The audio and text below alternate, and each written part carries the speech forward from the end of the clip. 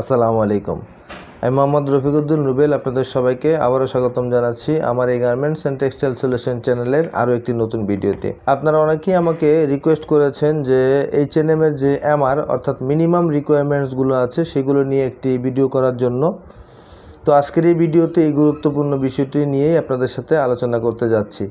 যারা H&M এর ফ্যাক্টরিগুলোতে কাজ করেন অথবা যে সমস্ত ফ্যাক্টরিতে H&M এর কাজ চলে সেই সমস্ত ফ্যাক্টরিগুলোতে ইন্টারভিউ দিতে গেলে আপনাকে অবশ্যই আমার সম্পর্কে প্রশ্ন করবে, অথবা যে সমস্ত ফ্যাক্টরিতে H&M বায়ারের কাজ হয় এবং আপনি যদি সেই ফ্যাক্টরিতে কাজ করেন তাহলে আপনি আপনার সেকশন রিলেটেড যে মিনিমাম রিকোয়ারমেন্টসগুলো আছে সেগুলোকে অবশ্যই বাস্তবায়ন করে কাজ করতে হবে। আদারওয়াইজ H&M বায়ারের যে RQS, QMS অথবা এখন বর্তমানে QS অডিট হচ্ছে, সেই QS অডিটে MR ভায়োলেশন হলে আপনার ফ্যাক্টরির অডিট স্কোর কমে যাবে। তাই আপনাকে অবশ্যই MR সম্পর্কে ধারণা থাকতে হবে এবং এই MRগুলোকে বাস্তবায়ন করে কাজ করতে হবে। আপনি অন্য যে কোনো বায়ারের কাজই করেন না কেন, সেই বায়ারের কাজের ক্ষেত্রেও আপনার ফ্যাক্টরিতে যদি এই MR বা মিনিমাম রিকোয়ারমেন্টসগুলোকে আপনি ফুলফিল করে কাজ করতে পারেন তাহলে ম্যাক্সিমাম বায়ারের অনেক গুরুত্বপূর্ণ অনেক রিকোয়ারমেন্টসগুলো সেগুলো বাস্তবায়িত হয়ে যাবে। তাই আপনারা এই MR বিষয়টি অবশ্যই মাথায় রাখবেন এবং MRকে বাস্তবায়ন করে কাজ করার জন্য চেষ্টা করবেন আপনি আপনার সেকশনে। তো চলুন আলোচনা না বাড়িয়ে আমরা মূল আলোচনায় চলে যাই যে MR নিয়ে আপনাদের সাথে বিস্তারিত আলোচনা করে আসি। তো চলুন আমরা প্রথমে জেনে আসি MR বলতে আসলে কি বোঝানো হয়েছে। MR এর ফুল মিনিং হচ্ছে মিনিমাম রিকোয়ারমেন্টস। বিশেষ করে এই MRকে H&M বায়ারের ক্ষেত্রে অনুসরণ করা হয়ে থাকে, যার ফুল মিনিং হচ্ছে মিনিমাম রিকোয়ারমেন্টস, অর্থাৎ H&M বায়ারের কিছু নির্দিষ্ট মিনিমাম রিকোয়ারমেন্টস যা কিনা একটি ফ্যাক্টরিকে অবশ্যই বাস্তবায়ন করে কাজ করতে হবে। আগে H&M বায়ারের অনেকগুলো ম্যানুয়াল ছিল, যেমন RQS ম্যানুয়াল, QMS ম্যানুয়াল এবং QA ম্যানুয়াল। এই QA, RQS এবং QMSের যে ম্যানুয়ালগুলো আছে সেই সকল ম্যানুয়ালগুলোকে একত্রে করে এখন বর্তমানে একটি ম্যানুয়াল তৈরি করা হয়েছে যেটিকে বলা হয় QS গাইডলাইন বা QS ম্যানুয়াল। এই QS ম্যানুয়ালের মোট 17টি চ্যাপ্টার রয়েছে এবং এই 17টি চ্যাপ্টারের মধ্যে মোট 31টি মিনিমাম রিকোয়ারমেন্ট বা 31টি MR রয়েছে। আজকে এই 31টি MR নিয়ে আপনাদের সাথে আলোচনা করব। তো চলুন আমরা এখন একে একে সকল MRগুলো নিয়ে আপনাদের সাথে সংক্ষেপে আলোচনা করে আসি। তবে যে MRটি বুঝবেন না অবশ্যই নোট রাখবেন, পরবর্তীতে আমাকে কমেন্টস করলে আমি সেই বিষয়ে বিস্তারিত ভিডিও করার জন্য চেষ্টা করব ইনশাআল্লাহ। তো চলুন আমরা শুরু করি। মোট 31টি MRের মধ্যে প্রথম যে MRটি রয়েছে সেটি হচ্ছে একটি ফ্যাক্টরির মধ্যে অবশ্যই একটি AQL অর্থাৎ অ্যাকসেপ্টেবল কোয়ালিটি লেভেল মেনটেন করে কাজ করতে হবে, যেটি কিনা H&M বায়ারের AQL-এর সাথে সামঞ্জস্যপূর্ণ এবং সেই AQL-এর ভিত্তিতেই সকল ইন্সপেকশন যেমন প্রি ফাইনাল এবং ফাইনাল ইন্সপেকশনগুলো ফ্যাক্টরিতে সম্পন্ন করতে হবে।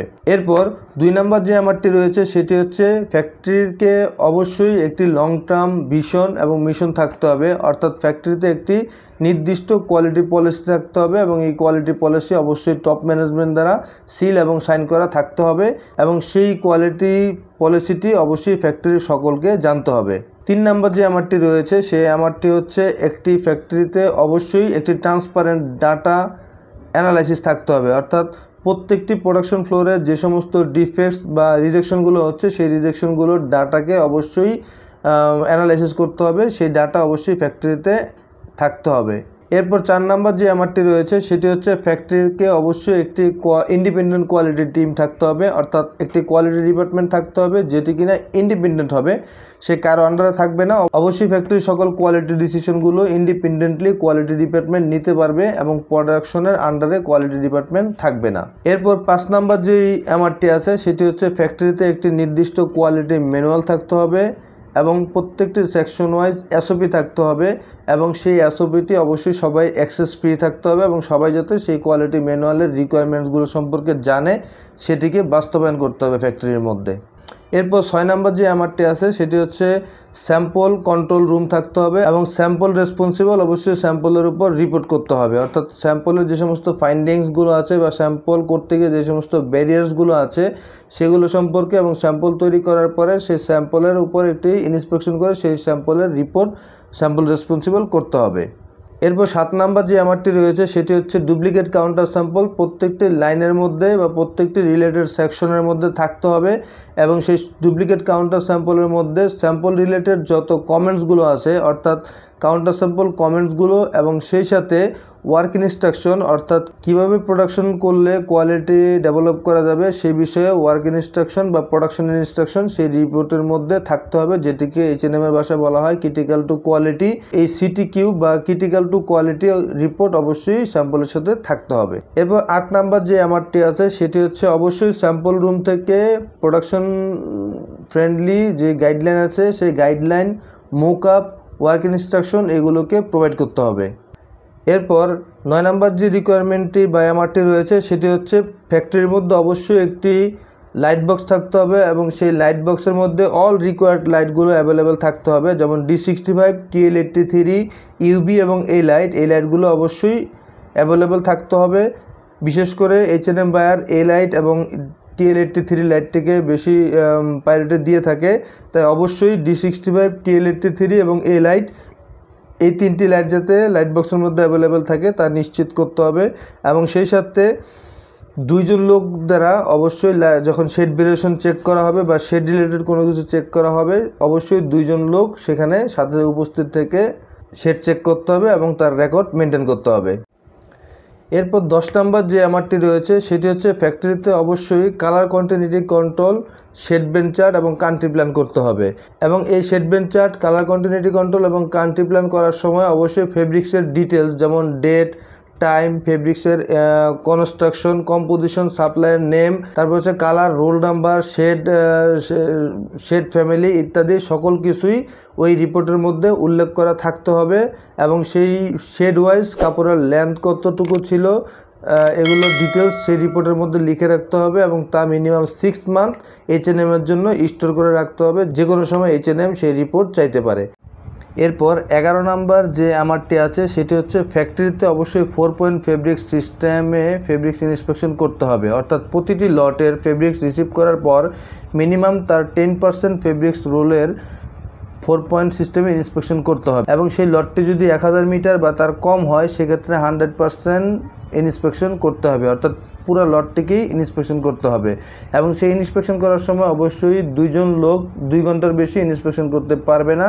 2 ঘন্টা পরে সেই লোক চেঞ্জ হয়ে নতুন 2 জন এসে ইন্সপেকশন করবে এবং এই 2 জন লোক অন্তর অন্তর যে পরিবর্তন হয়ে ইন্সপেকশন করেছে সেই রেকর্ড এবং ফেব্রিক্স ইন্সপেকশনের রেকর্ড মিনিমাম 6 মান্থ কিপিং করে রাখতে হবে। H&M এর যে কোনো সময় চাইলে সেই রিপোর্টকে সাবমিট করতে হবে। এই 4 পয়েন্ট ফেব্রিক্স ইন্সপেকশন সিস্টেম সম্পর্কে বিস্তারিত আলোচনা আমি ইতিপূর্বে অনেকগুলো ভিডিওতে করেছি, সেই ভিডিওগুলো আপনারা অবশ্যই উপরে থাকা লিঙ্ক থেকে অথবা এই ভিডিওর এন্ড স্ক্রিন থেকে অথবা ডেসক্রিপশন বক্সের থাকা লিঙ্ক থেকে সেই ভিডিওটি দেখে নেবেন, তাহলে আপনারা উপকৃত হবেন এবং 4 পয়েন্ট ফেব্রিক সিস্টেম সম্পর্কে জানতে কারো কাছে যাওয়া লাগবে না।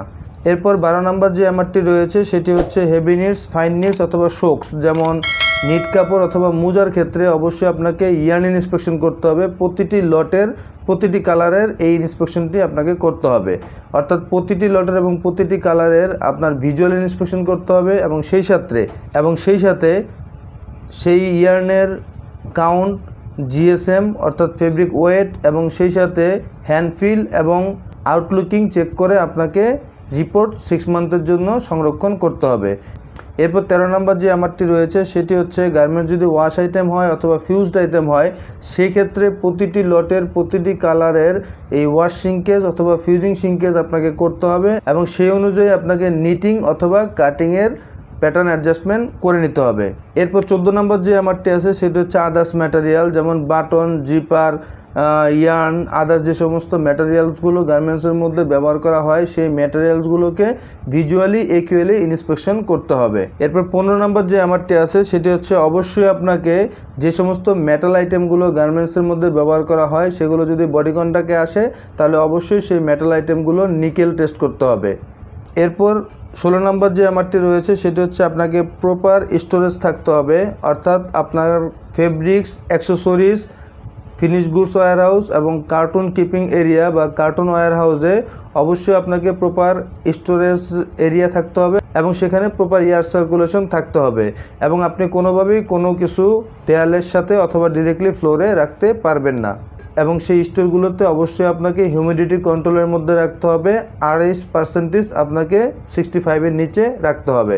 এরপর 17 নম্বর যে MRT রয়েছে সেটি হচ্ছে ফেব্রিক্স রিল্যাক্সেশনের জন্য রিল্যাক্সেশন র্যাক অথবা রিল্যাক্সেশন এরিয়া থাকতে হবে এবং সেই ফেব্রিক্সগুলোকে ফেব্রিক্সের নেচার অনুযায়ী আপনাকে রিল্যাক্সেশন করতে হবে। যদি ইলাস্টেন ফেব্রিক্স হয় তাহলে কাটিংয়ের আগে ফ্ল্যাট অবস্থায় অথবা আনরোল অবস্থায় এবং কাটিংয়ের পরে 12 থেকে 24 ঘন্টা পর্যন্ত রিল্যাক্সেশন করতে হবে এবং তার রেকর্ড মেনটেন করতে হবে। এরপর 18 নাম্বার যে এমআরটি রয়েছে সেটি হচ্ছে আপনাকে প্রোডাকশন শুরু করার পূর্বে অবশ্যই একটি প্রি প্রোডাকশন মিটিং করতে হবে এবং সেখানে অল রিলেটেড কনসার্ন সেই মিটিংয়ে উপস্থিত থাকতে হবে এবং তাদের সকল ডিফিকাল্টিসগুলো সেই পিটিপি মিটিংয়ে আলোচনা করতে হবে।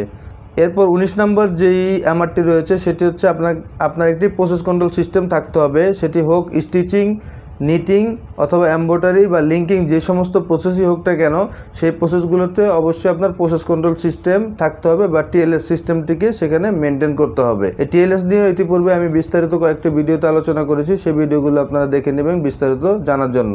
এরপর 20 নাম্বার যে এমআরটি রয়েছে সেটি হচ্ছে ফ্যাক্টরিতে অবশ্যই ব্রোকেন নিডল পলিসি থাকতে হবে এবং সেটিকে স্ট্রিক্টলি মেনটেন করতে হবে এবং সেই ব্রোকেন নিডল পলিসি রিপোর্টের মধ্যে অবশ্যই ডেট, টাইম, নিডল নাম্বার, প্রোডাক্টের অর্ডার নাম্বার, পিও নাম্বার এবং সেই সাথে কী অ্যাকশন নেওয়া হয়েছিল সেই অ্যাকশন এবং রিলেটেড অল কনসার্নের সাইন সেই রিপোর্টের মধ্যে অবশ্যই থাকতে হবে।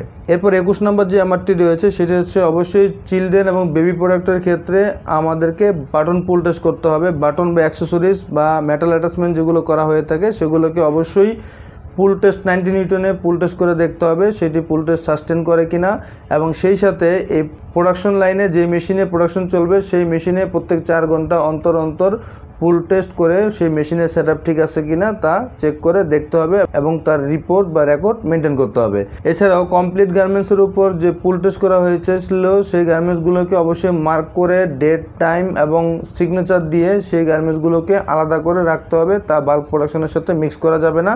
একটি লক বক্সে রেকর্ড মেনটেন করে সেই গার্মেন্টসগুলোকে রাখতে হবে এবং মিনিমাম 6 মান্থ সেই রেকর্ডগুলোকে সংরক্ষণ করে রাখতে হবে H&M বায়ারের জন্য। এরপর 22 নাম্বার যে এমআরটি রয়েছে সেটি হচ্ছে ফ্যাক্টরিতে অবশ্যই মেটাল ডিটেক্টর মেশিন থাকতে হবে এবং তা 9 পয়েন্ট সিস্টেমে ডেইলি মিনিমাম 3 টাইমস ক্যালিব্রেশন করে দেখতে হবে সেই মেশিনের ডিটেকশন ক্ষমতা ঠিক আছে কিনা এবং প্রতিটি গার্মেন্টস সেই মেটাল ডিটেক্টর মেশিন দিয়ে পাস করে একটি মেটাল ফ্রি জোনে 1 ঘন্টা বা পরবর্তী আওয়ার ক্যালিব্রেশন করার আগ পর্যন্ত কিপিং করে রাখতে হবে এবং পরবর্তী টাইমে যদি ক্যালিব্রেশন ঠিক থাকে তাহলে সেই গুডসগুলোকে প্যাকিং করার জন্য অ্যালাউ করতে হবে। কোনো গার্মেন্টসের মধ্যে যদি মেটাল ডিটেকশন করে তাহলে সেটিকে অবশ্যই সেপারেট এরিয়ায় রাখতে হবে এবং সেটিকে অবশ্যই মার্ক করে ডেট, টাইম, পিও, বায়ার স্টাইল এবং সেই গার্মেন্টসের ডিটেলস লিখে সেটি একটি রিজেকশন জোনের মধ্যে কিপিং করে রাখতে হবে এবং তার রেকর্ড মিনিমাম 6 মান্থ রেকর্ড সংরক্ষণ করতে হবে। এরপর 23 নাম্বার যে এমআরটি রয়েছে সেটি হচ্ছে ফ্যাক্টরির মধ্যে অবশ্যই মোল প্রিভেনশন রুটিন থাকতে হবে এবং তা ফলো করে কাজ করতে হবে।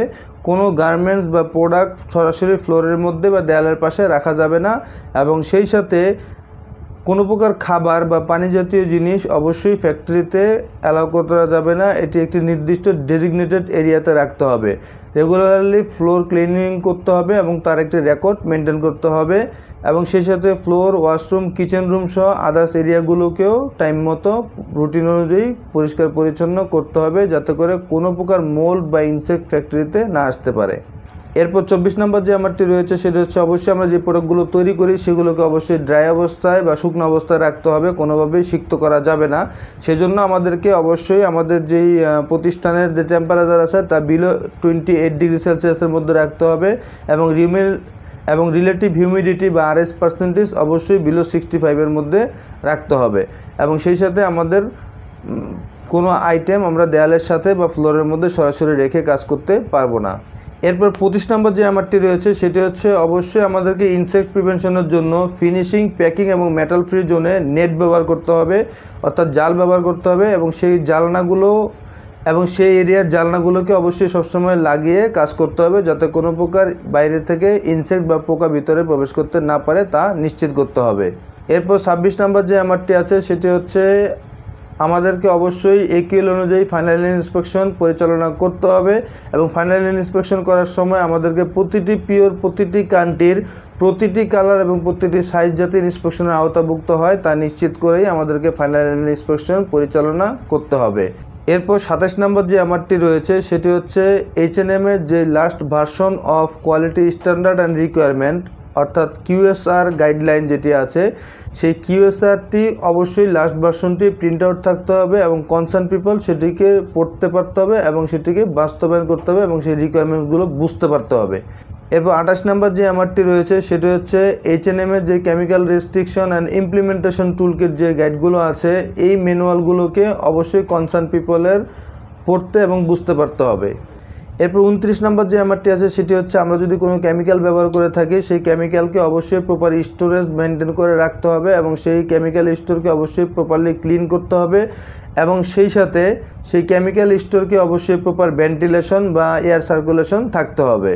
এরপর 30 নম্বর যে এমআরটি রয়েছে সেটি হচ্ছে যদি আমরা কোনো কেমিক্যাল ব্যবহার করে থাকি তাহলে সেই কেমিক্যাল ব্যবহারের ক্ষেত্রে অবশ্যই আমাদের ফিফো সিস্টেম অর্থাৎ first in first out system ব্যবহার করতে হবে, যার অর্থ হচ্ছে যে কেমিক্যালটি আগে আপনার স্টোরে এসেছে সেই কেমিক্যালটি আগে ইউজ করতে হবে এবং পরের কেমিক্যালগুলোকে পরে ব্যবহার করতে হবে। এরপর 31 নম্বর অর্থাৎ সর্বশেষ যে এমআরটি রয়েছে সেটি হচ্ছে H&M এর যে কেমিক্যাল রেস্ট্রিকশনটি আছে সেই কেমিক্যাল রেস্ট্রিকশনটি অবশ্যই ফ্যাক্টরিকে সকল সাপ্লায়ারের সাথে এবং সাবকন্ট্রাক্ট যে ফ্যাক্টরি আছে সেই ফ্যাক্টরিগুলোর সাথে মেইলের মাধ্যমে শেয়ার করতে হবে এবং তাদের ফিডব্যাক কালেক্ট করতে হবে এবং তাদের কাছ থেকে গ্যারান্টি লেটার নিয়ে তা বাস্তবায়ন করতে হবে। তো আজকের এই ভিডিওতে এই টোটাল 31টি এমআর নিয়ে আপনাদের সাথে সংক্ষেপে আলোচনা করলাম। এর মধ্যে ম্যাক্সিমাম বিষয়গুলো নিয়ে বিস্তারিত আলোচনা আমি করেছি ইতিপূর্বে, সেই আলোচনার ভিডিওর লিঙ্কগুলো অবশ্যই ডেসক্রিপশন বক্সে দেওয়া থাকবে, সেখান থেকে আপনারা যখন যে ভিডিওটি লাগে আপনারা দেখে নেবেন, তাহলে আপনারা উপকৃত হবেন। তো আজকের এই ভিডিওটি আশা করছি আপনার খুব উপকারে আসবে এবং ভবিষ্যতে আপনার কাজে লাগবে এবং এই ভিডিওটি অবশ্যই আপনি আপনার বন্ধুদের সাথে শেয়ার করে রাখবেন যাতে করে তারাও এই ভিডিওটি দেখে উপকৃত হতে পারে। তো আজ এই পর্যন্তই, আবার আপনাদের সাথে দ্রুত দেখা হয়ে যাবে গার্মেন্টস অ্যান্ড টেক্সটাইল রিলেটেড নতুন কোনো ভিডিও নিয়ে। সেই পর্যন্ত সবাই ভালো থাকবেন, সুস্থ থাকবেন। আসসালামু আলাইকুম ওয়া রাহমাতুল্লাহি ওয়া বারাকাতুহু।